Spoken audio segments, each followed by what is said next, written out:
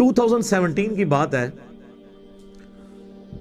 India سے ہماری academy میں فون آیا. ان دنوں ہمارے عثمان بھائی فون سنتے تھے، سارے کام اکیلے یہ کر رہے ہوتے تھے. تو انہوں نے مجھے بتایا جی اس طرح انڈیا سے ایک فون آیا ہے ایک مفتی صاحب کا، اور وہ منظر الاسلام بریلی میں جو اعلیٰ حضرت کا مزار کے اوپر مدرسہ بنا ہے، جس کے نام سے دنیا میں بریلویت پھیلی. جس طرح 1867 میں دیوبند مدرسہ بنا، یہ 1896 میں بنا منظر الاسلام بریلی.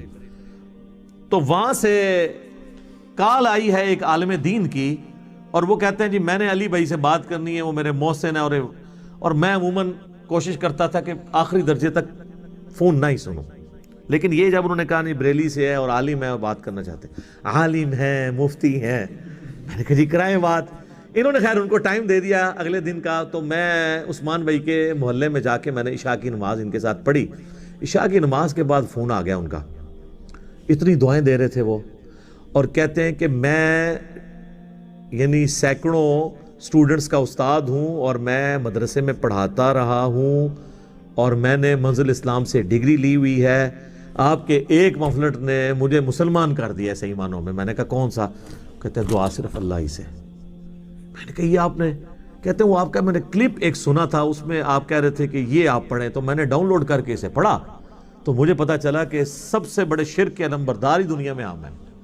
عالم ہو کر کہتا ہے کہ میں نے پھر اکتفا نہیں کیا، کہتا ہے میں نے 30-35 علماء کو اپنے گھر کھانے پہ بلایا اور کہا کہ ایک ضروری بات ڈسکس کرنی ہے. ان کے سامنے میں نے پمفلٹ شروع سے لے کے آخر تک پڑھ دیا، جس طرح کہ حضرت جعفر طیار نے نجاشی کے دربار میں سورہ مریم پڑھ کے تو توحید بیان کی تھی. اب یہ پمفلٹ جب کو پورا سن لے 8 صفحے ہیں، تو جتنی چلاکیاں ان کے بڑوں نے ان کو سکھائی ہوئی تھی، اور اس طرح امام حسن جی میں وڈے مندر ہے، وہ ساری ختم ہو گئی. کہتے جب پمفلٹ ختم ہوا میں نے کہا جی کوئی کوشچن کسی بندے کا توحید کے حوالے سے غیر اللہ سے استعانت کے مسئلے میں، تو سارے علماء نے اپنا سر پھینک لیا. انہوں نے کہا یہ جو کچھ اس نے لکھا ہے نا، اس بات کا کوئی جواب ممکن نہیں ہے. تو انہوں نے کہا یار پھر ہمیں، تو وہ کہنے لگے پھر یہ اعلیٰ حضرت کو بات کیوں نہیں سمجھ آئی؟ ہائے ہائے سبحان اللہ. ابو جہل ابو الحکم کہا جاتا تھا، نبی الاسلام کی بات اسے سمجھ نہیں آئی ہے. ابو جہل تو ہم اسے کہتے ہیں نا بعد میں کہ وہ جہالت کے باپ، ورنہ وہ سب سے بڑا حکیم تھا. جس طرح ہم کہتے ہیں ڈاکٹر اقبال کو حکیم الامت، تھنکر، تھنک ٹینک، فیصلے بڑے بڑے جو ہوتے تھے، بیٹھتی تھی پنچایتیں جنہیں ہم کہتے ہیں، بڑے بڑے جرگے، ان کے وہ فیصلے کرتا تھا ابو الحکم. ابو جہل اس لیے کہا گیا کہ یار اس کو نہیں بات سمجھے، اتنا سیانہ بنتا تھا. اور اس کے غلام سمیہ اور یاسر، عمار ابن یاسر کے ماں باپ، ان کو بات سمجھ آ گئی. یہ تو اللہ کے فیصلے. تو کہتا میں نے کہا یار اعلیٰ حضرت کو چھوڑو. سورہ التوبہ کی آیت نمبر 115 ہے کہ اللہ تعالیٰ اس وقت تک موت نہیں دیتا جب تک کہ ایک دفعہ حق واضح نہ کر دے. ہر شخص کی زندگی میں یہ موقع آنا ہے، تو تم پہ آئے تم قبول کرو. تو وہ لاجواب ہو گئے، لیکن آئیں بائیں شائع کرنا شروع ہو گئے. انہوں نے کہا یار اگر ہم یہ کریں گے تو یہ تو ہمیں یہاں سے نکال دیں گے، اور ہمارا تو ہمیں کون مسجد میں رکھے گا. اہل حدیث کے پاس جائیں گے وہ بھی ہمیں قبول نہیں کریں گے. سب سے بڑا مسئلہ یہی ہے. اچھا خیر وہ بڑا کہہ رہا تھا کہ یہ بہت زبردست چیز ہے اور ہم یہاں پہ دعوت کا کام کر رہے ہیں.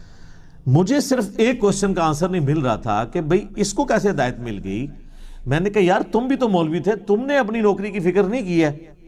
کہنے لگا جی میں تو نوکری کرتا نہیں ہوں، میرا تو فرنیچر کا بزنس ہے. ہاں تو اس لیے مجھے آخرت کی فکر اپنی تھی. اگر میں بھی مسجد یا کا وہ والا ہوتا، وہ والنٹیئرلی پڑھاتا تھا بچوں کو.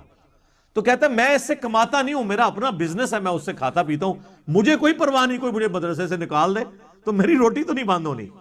تو وہ جو میں بار بار کہتا ہوں نا میری روٹی دین کے ساتھ نہیں جڑی ہوئی، میں دین سے کو بیچ کر اپنے لیے 1 روپیہ کمانا بھی حرام سمجھتا ہوں. کیوں کہ جب روٹی دین کے ساتھ جڑ جائے گی پھر آپ کو کوئی حق بات نہیں بتائے گا، کیونکہ اسے فکر پڑ جائے گی کہ میرے ساتھ کیا بننا ہے.